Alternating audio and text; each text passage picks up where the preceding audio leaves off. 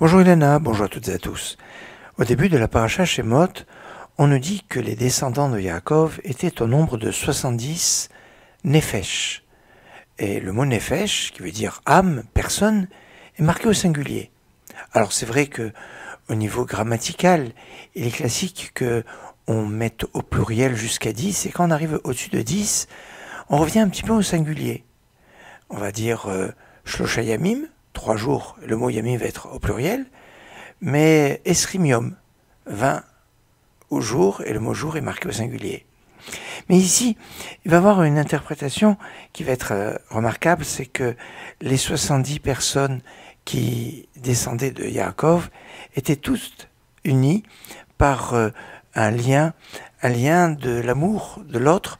Cette unité faisait que ces Shivaim sont Nefesh, comme au singulier. Et le principe de base, c'est Yosef Hayab Misraïm.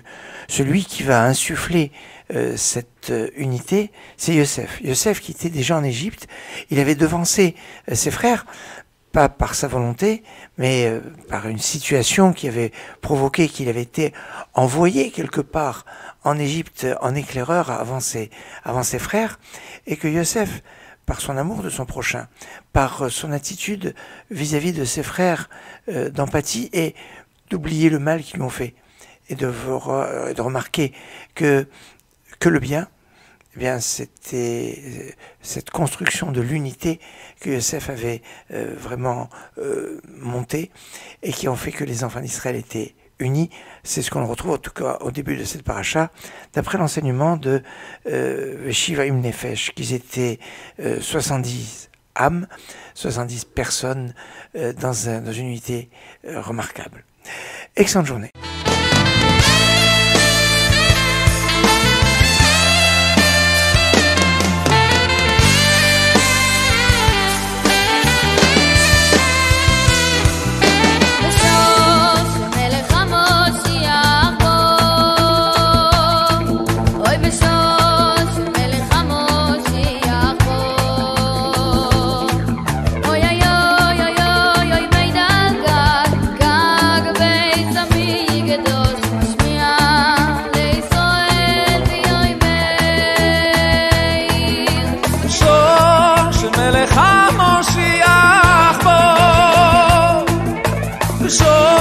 של מלך המושיע